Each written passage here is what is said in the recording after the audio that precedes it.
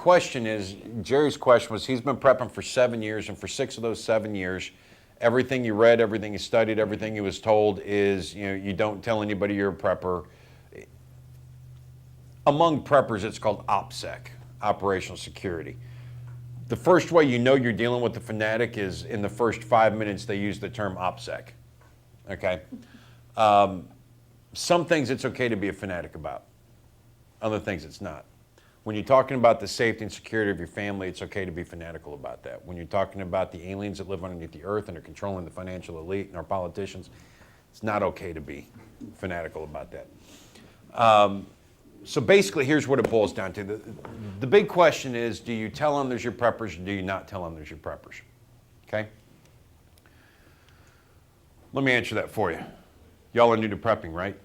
What convinced you to become preppers? What convinced you of the need to start practicing a self-reliant lifestyle? Okay? If he wouldn't have said anything to you, if he wouldn't have introduced you to this, would you be doing it today?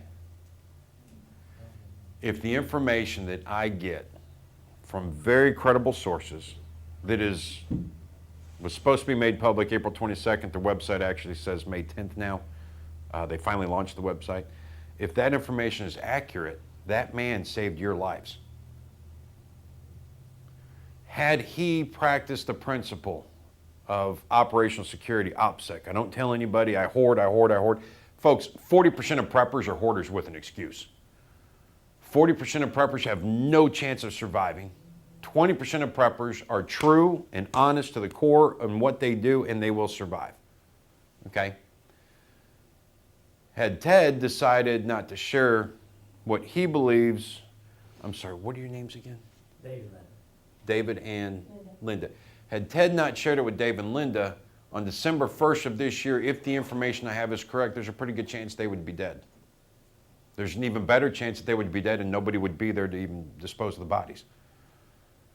Now, because of Ted, they have an opportunity to advance farther, to survive through that and get through the difficult, chaotic 180 days and come out the other end. So, yes, you want to be careful who you tell about stuff. I've told people for years, your best friend, your preacher, people that you love and depend on will kill you to get what you have if it will save their life or the lives of their loved ones. We've seen it. Yeah, we saw it on day 3 of Hurricane Sandy. People dumpster diving 3 days. They didn't have enough food for 3 days. Dumpster diving, and when they find something, somebody else hitting them over the head with the shovel. 3 days. Okay? Tell them about the sheriffs. Yeah. In a second. So yeah, there is something about OPSEC because we know people are going to come to your home. So here's what I would say. Don't store everything at home. If you have a crawl space, cut a hatch in your master closet floor, okay? Store the bulk of your stuff downstairs. Underneath your home, I mean in your crawl space. If looters break into your home, that's where you need to go and hide. They're going to take what they can take and they're going to move on. I have 2 pockets I carry money in. I have my real money and I have my spending money. And when I stop at a gas station in the middle of the projects, I don't pull out my wallet with my hundreds and my 50s. I pull out my money clip with my 5s, my 10s, my 1s, my 20s, right? Same philosophy. During the first 180 days, there's going to be chaos, there's going to be violence, there's going to be looting. You have to accept that, okay? The first 30 days, the big trading commodities are going to be drugs, tobacco, alcohol, food, water, guns, ammo. Starting day 31, your big trading commodities are going to be alcohol, firearms, ammo, women. That's how it is. We've seen it in every civilization that's ever crumbled, okay? There's going to be violence. The point of that is this. When looters hit a place, they hit it, they take what they can, and they move on. As long as you've got a safe place to go, they're going to hit it and move on, and you're going to stay safe if they don't know you're there. More importantly, they're going to take all your food and stuff that they can take and go. So what do you want? Do you want 5 years worth of food sitting in your living room floor when you're hiding underneath your house and the looters come in and take everything? Or do you want 2 weeks worth of food in your kitchen counters, right? Refrigerator empty, right? With the bulk of your food stored in your crawl space. If you don't have a crawl space, there's other things you can do. Hide it out back. Dig a hole. Bury your food.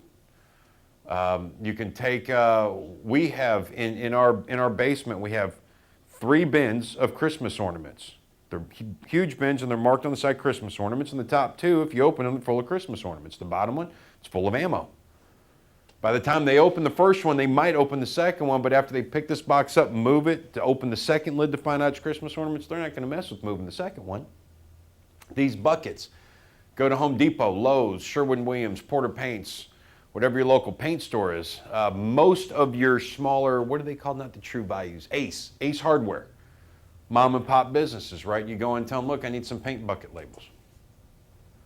I need a variety. So you want blue for your breakfast, and you want yellow for your dinner entrees, and you want red for your beans, whatever, and you take your buckets, whether it's the square buckets or the 5-gallon buckets, right? And you put paint labels on it, and you stack them 3 tall or 4 tall. And your top bucket has what? Paint.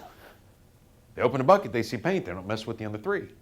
You see what I'm saying? There's ways to, you hide stuff in plain sight, and that's kind of how you deal with it there. Or you can choose the means of OPSEC, which means how many people became preppers because they were influenced by Jerry?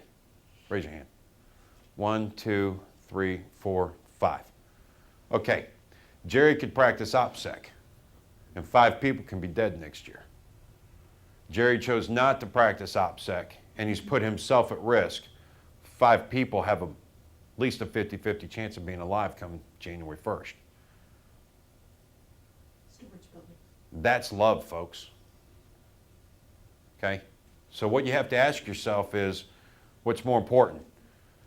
Do I risk Johnny Schmuckatelli down here attacking me to take what's mine by getting him to become a prepper, introducing him to the philosophy so that he doesn't have to come attack me and now becomes an ally? I got to take that risk, because the only way to get past the 100 meters to the half mile, continue on to the end, is to get others involved with it. For purely selfish reasons, you have to become unselfish. So does that answer your question? I think OPSEC is wrong. I think preppers that share with no one and don't tell people, don't spread the word, are very selfish. And to be honest with you, I'd rather not be associated with them anyway. And I used to be one.